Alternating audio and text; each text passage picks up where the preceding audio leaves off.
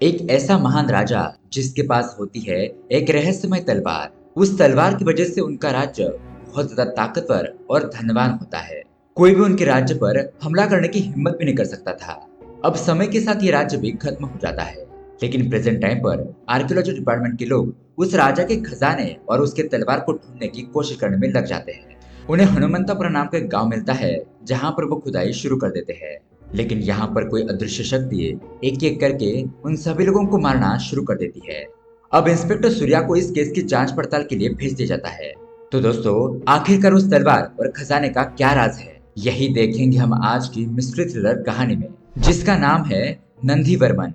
दोस्तों, ये कहानी बहुत ज्यादा कमाल की है, जो आपको जरूर पसंद आएगी, इसीलिए वीडियो को एंड तक जरूर देखना। तो दोस्तों, मेरा नाम है किरण और आप देख रहे हैं हॉरर बॉक्स। अगर आपको भी ऐसे ही साउथ की मूवीज देखना पसंद है तो हमारे चैनल को सब्सक्राइब जरूर कीजिए, क्योंकि हम आपके लिए ऐसे वीडियोस लाते रहते हैं। तो चलिए, बिना किसी देरी के शुरू करते हैं आज की कहानी। कहानी की शुरुआत में हमें प्रशांत नाम के एक आदमी को दिखाया जाता है, जो कि आधी रात सभी लोगों से छुपकर हनुमंतपुरा गांव में आता है। उसके पास इस गांव का नक्शा भी होता है, जिसमें इस गांव के पहाड़ी के इलाके में मौजूद एक जगह पर निशान लगाया होता है। और प्रशांत को देखकर ऐसा लग रहा था कि वो यहाँ पर कुछ ढूंढने के लिए आया है। अब वो उस नक्शे के अनुसार आगे बढ़ने लगता है और उस नक्शे वाले जगह पर पहुंच जाता है। वहां पर पहुंचकर प्रशांत अपने साथ लाया हुआ मेटल डिटेक्टर बाहर निकालकर जमीन की तलाशी लेने लगता है। और तभी एक जगह पर आकर वो मेटल डिटेक्टर बजना शुरू हो जाता है। अब ये देखकर प्रशांत को लगता है कि शायद ये वही जगह है जिससे वो ढूंढने के लिए यहाँ पर आया है, और इसके अंदर ही उससे वो कीमती चीज मिलेगी, मतलब कि जिसकी तलाश में वो यहाँ पर आया था। लेकिन दोस्तों, तभी अचानक उसके आसपास का माहौल अपने आप ही बदल जाता है, और इससे पहले कि प्रशांत कुछ सोच समझ पाता, कोई अदृश्य शक्ति वहां पर आकर उस पर हमला कर देती है, जिसके पास एक ऐसी अद्भुत तलवार होती है जो किसी की जान लेने के बाद ही दिखाई देती है। उससे पहले कोई भी उस तलवार को देख नहीं सकता। खैर, अब उसके अगले सीन में हम आर्कियोलॉजी डिपार्टमेंट के एक स्टूडेंट नीला को देखते हैं, जो कि अपने कुछ दोस्तों के साथ प्रोफेसर बोस ने रखी हुई मीटिंग पर आती है, जहां पर आर्कियोलॉजिस्ट डिपार्टमेंट के हेड मिस्टर चक्रवर्ती भी मौजूद होते हैं। वो वहां पर आए सभी स्टूडेंट को बॉस के अचीवमेंट के बारे में बताते हैं कि पिछले महीने बॉस और उसकी टीम ने हनुमंतापुरम में पल्लव डायनेस्टी की बहुत सारी मूर्तियों की खोज की है। उनका मानना है कि वहां पर पल्लव डायनेस्टी का सबसे बड़ा और खास मंदिर अभी भी मौजूद है, जिसकी तलाश करना अभी भी बाकी है, और मुझे उम्मीद है कि बॉस अपने टीम के साथ उस मंदिर की खोज कर ही लेंगे। अब उसके बाद हम देखते हैं बॉस नीला और बाकियों से कहता है कि मैंने आपको यहाँ पर अपनी टीम का हिस्सा बनाने के लिए बुलाया है, ताकि हम सब मिलकर पल्लव डायनेस्टी की जानकारी निकाल सके।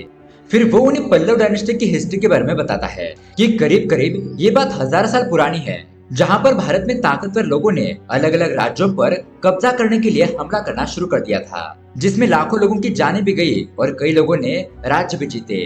और उनमें से एक था हनुमंतापुरम, जहाँ पर पल्लव डायनेस्टी का राज चलता था।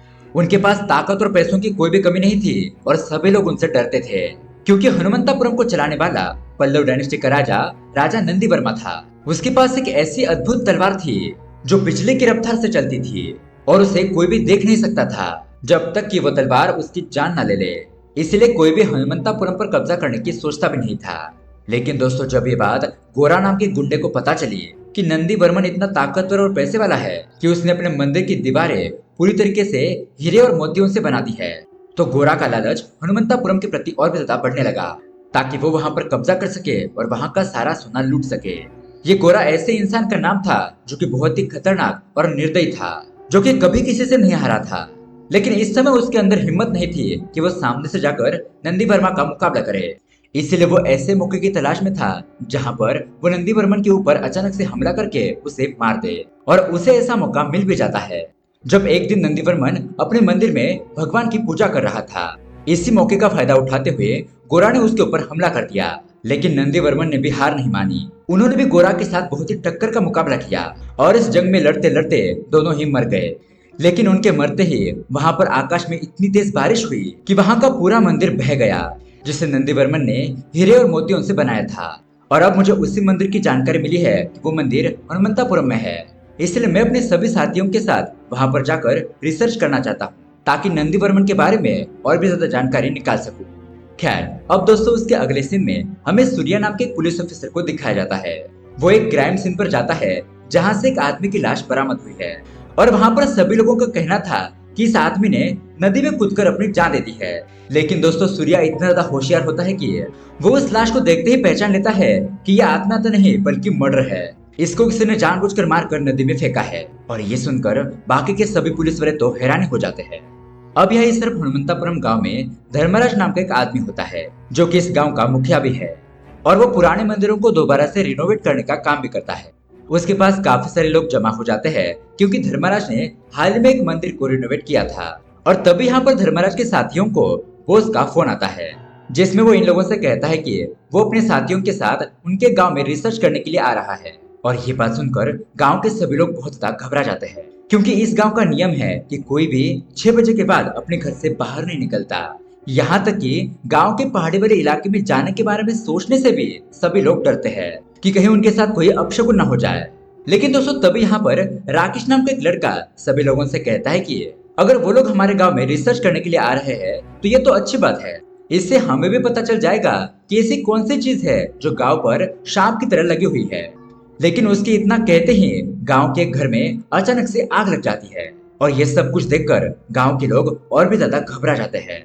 सभी लोग कहते हैं कि ये तो कुछ भी नहीं है। अगर बोस और उसके साथी यहाँ पर आ गए और उन लोगों ने यहाँ पर खुदाई करने का सोचा भी तो गांव में लोगों के साथ क्या क्या हो सकता है ये सोचा भी नहीं जा सकता। ये गांव और सभी लोग बर्बाद हो जाएंगे। हमें बचाने वाला कोई नहीं होगा। अब उसके बाद जैसे ही बोस और बाकी की रिसर्च टीम वहां पर पहुंचती है तो सभी गांव वाले उनका रास्ता रोक लेते हैं ताकि उनके गांव के अंदर कोई आ ना सके। लेकिन तब पुलिस वाले उन्हें समझाते हैं कि इनके पास गवर्नमेंट का ऑर्डर है इसलिए ये लोग यहाँ पर खुदाई कर सकते हैं। अगर किसी ने भी इन्हें रोकने की कोशिश की तो वो इंसान कानूनी रूप से अपराधी माना जाएगा। अब ये सुनकर धर्मराज बॉस और उसकी टीम से कहता है कि देखिए अगर आप लोग यहाँ पर रिसर्च करना चाहते हो तो ठीक है लेकिन 6 बजने के बाद आप लोगों को वापस जाना होगा। अब इस बात पर बॉस और उसकी टीम मान जाती है। यहाँ दूसरी तरफ एक नेता के गुंडे को पकड़ने की वजह से बेचारे सूर्या का ट्रांसफर हनुमंतापुरम गांव में हो जाता है और सूर्या को इस गांव में शिफ्ट होना पड़ता है। अब वो पहली बार ऐसे गांव में आया था जहाँ पर हर चीज उसके लिए अनजान थी। इसलिए एक महिला कांस्टेबल सूर्या को पूरे गांव के बारे में बताती है, मतलब कि उसे इस पूरे गांव की सैर करवाती है और कहती है कि इस गांव को भूतिया गांव के नाम से भी जाना जाता है। सर यहाँ पर एक आत्मा भी भटकती है जो रात को घर से निकलने वाले लोगों को मार देती है, इसलिए आप भी रात को घर से बाहर निकलने की गलती कभी मत करना। लेकिन ये सारी बातें सूर्या को फालतू लगती है। वो ऐसी मान्यताओं के ऊपर विश्वास नहीं करता था। लेकिन तभी अचानक उसके आसपास से उससे कुछ अजीब सी आवाजें सुनाई देती है। ऐसा लग रहा था कि मानो वो उस आवाज को सुनकर मदहोश हो गया हो, जिस वजह से वो पीछे से आ रही ट्रक को भी देख नहीं पाता। लेकिन इससे पहले कि वो ट्रक सूर्या को टक्कर मारता वहां पर गांव के कुछ लड़के आकर सूर्या को बचा लेते हैं। और ये चीज जानकर सूर्या भी बहुत ज्यादा हैरान था कि अभी भी उसके साथ ये क्या हुआ। खैर यहाँ इस तरफ बॉस और उसकी बाकी की टीम खुदाई का काम शुरू कर देती है। तभी अचानक जेसीबी के आगे का हिस्सा बिना ड्राइवर के ही कुमार नाम के एक लड़के के सिर पर गिरने ही वाला था, लेकिन सही समय पर वहां से साइड हो जाने की वजह से उसकी जान बच जाती है। अब ये सब कुछ देखकर सभी लोग हैरान हो जाते हैं कि ये चीज कैसे हो रही है। आपस में ये लोग बातें कर ही रहे थे कि तभी अचानक वहां पर एक अघोरी आ जाता है और इन सभी लोगों से कहता है कि तुम लोग यहाँ पर मंदिर को ढूंढकर उसका खजाना लूटने के लिए आए हो, लेकिन याद रखना तुम्हारी ये सबसे बड़ी भूल है। अभी टाइम है, यहाँ से चले जाओ वरना तुम सभी लोग एक एक करके मारे जाओगे और बाद में तुम लोगों को यहाँ से भागने का मौका नहीं मिलेगा। ऐसा कहकर वो अघोरी वहां से चला जाता है। अब उसके कुछ टाइम बाद सूर्या बोस की रिसर्च की साइट पर आता है क्योंकि उसे यहाँ की देखभाल करने का काम दिया गया था और वो इसलिए भी ताकि बोस के गांव वाले उनकी रिसर्च में कोई परेशानी ना करे। तो दोस्तों यहाँ पर हमारे हीरो सूर्या की मुलाकात नीला से होती है और थोड़ी बहुत बातचीत करने के बाद ये दोनों एक दूसरे को पसंद करने लगते हैं। अब उसके बाद नीला को जमीन की खुदाई के दौरान हनुमंतापुरम के मंदिर का एक छोटा सा हिस्सा दिखाई देता है और ये देखकर सभी लोगों के खुशी का ठिकाना नहीं था।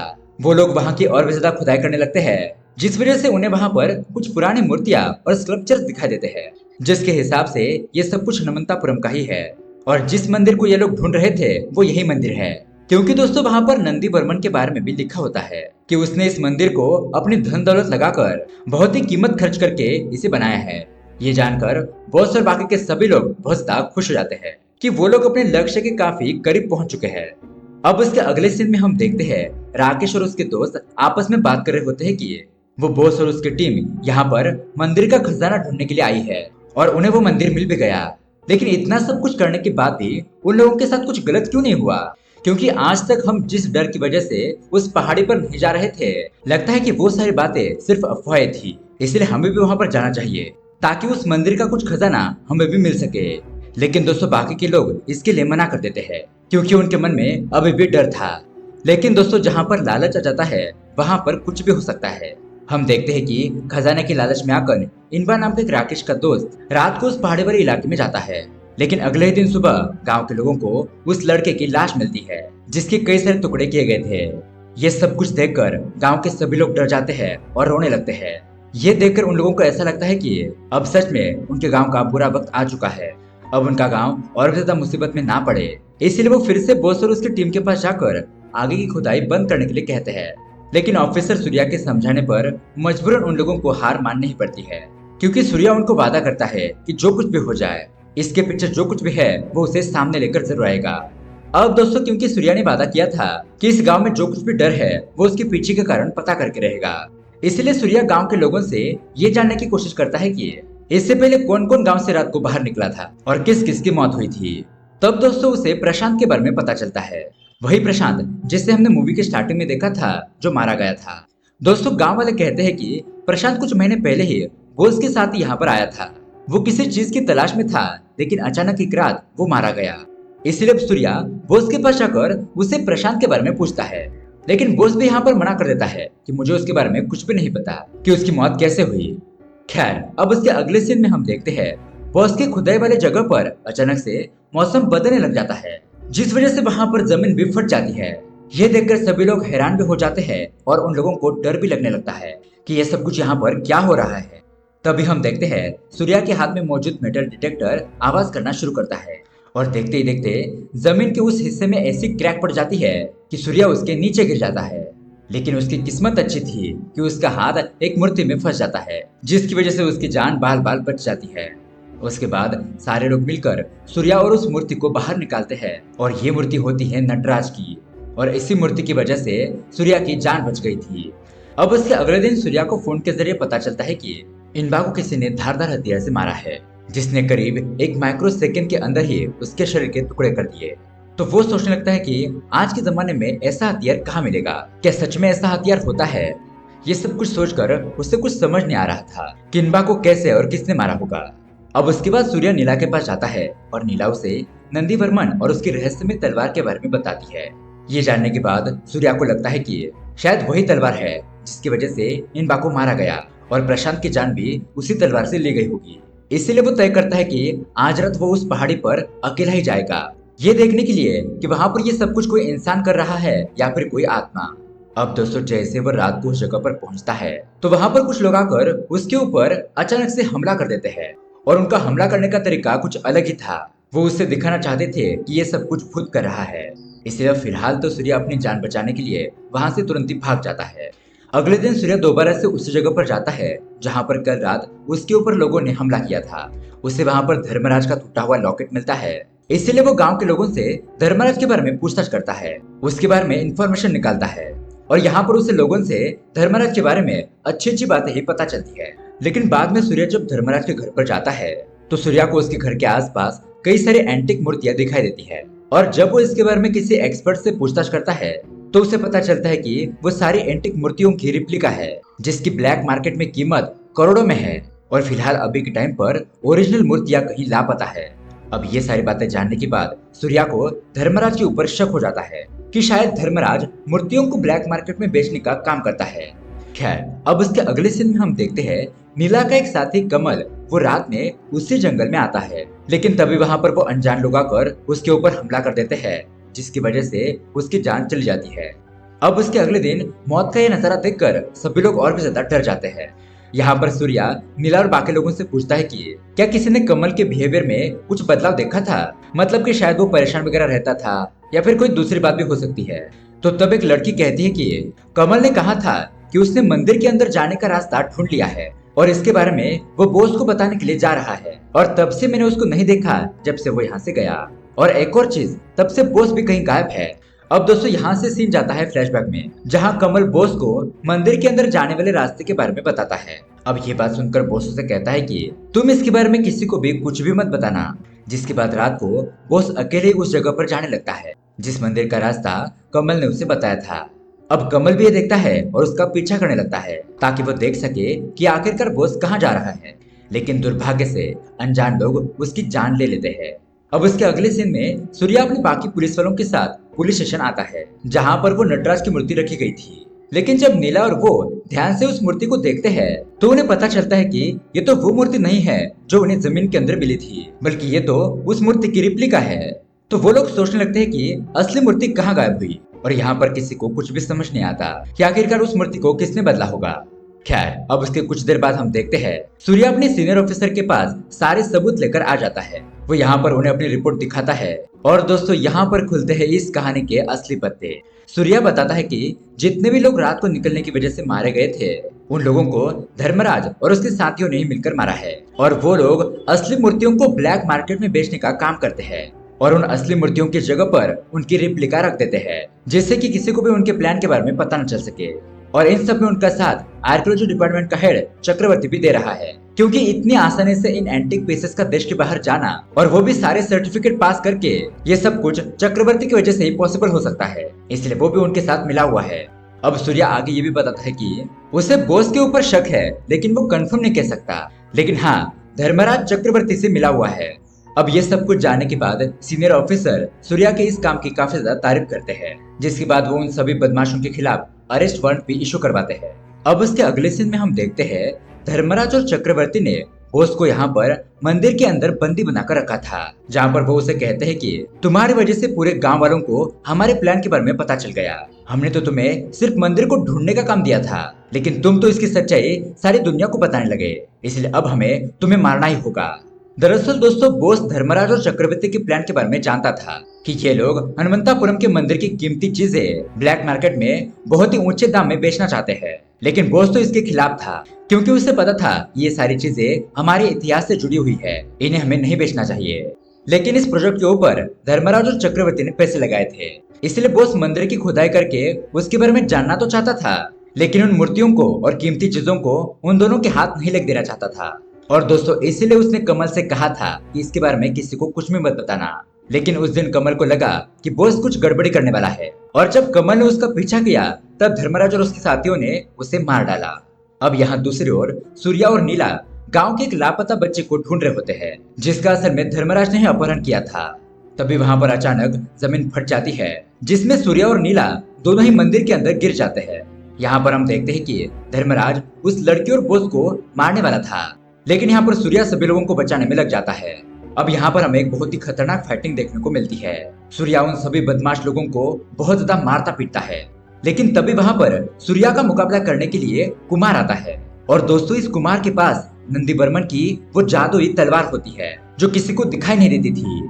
साथ ही कुमार धर्मराज से मिला हुआ था और उसी ने प्रशांत, कमल और इनबा को तलवार से मारा था, ताकि दोस्तों कोई भी उनके ब्लैक मार्केट के बिजनेस के बारे में जान ना सके। लेकिन हमारा हीरो सूर्या कुमार के साथ लड़ाई करके वो तलवार छीन लेता है और उस तलवार से ही कुमार को जान से मार देता है, जिसके बाद वो पूरा मंदिर हिलने लगता है और टूटना शुरू हो जाता है, जिसके अंदर धर्मराज और चक्रवर्ती वो दोनों ही मारे जाते हैं। लेकिन दोस्तों, सूर्या, बॉस और बाकी के लोग बच जाते हैं। यानी कि दोस्तों, इससे हमें पता चलता है कि आज भी नंदी बर्मन की आत्मा गांव के लोगों की हिफाजत कर रही है, वो अच्छे लोगों की मदद कर रही है। इसलिए उस बच्चे की माँ की प्रार्थना की वजह से नंदी बर्मन की आत्मा ने सूर्या और नीला को उस मंदिर के अंदर जाने दिया ताकि वो उस बच्चे को बचा सके।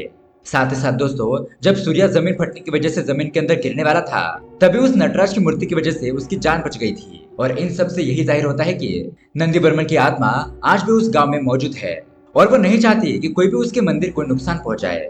इसलिए अब दोस्तों, ऑफिसर सूर्या दोबारा से उस मंदिर को उसी तरह से जमीन के अंदर छुपा देता है और आखिर में सूर्या उन सभी ओरिजिनल एंटिक पीसेस को जब्त करके उन्हें उनकी राइट जगह पर पहुंचा देता है ताकि कोई भी उनकी स्मगलिंग ना कर सके।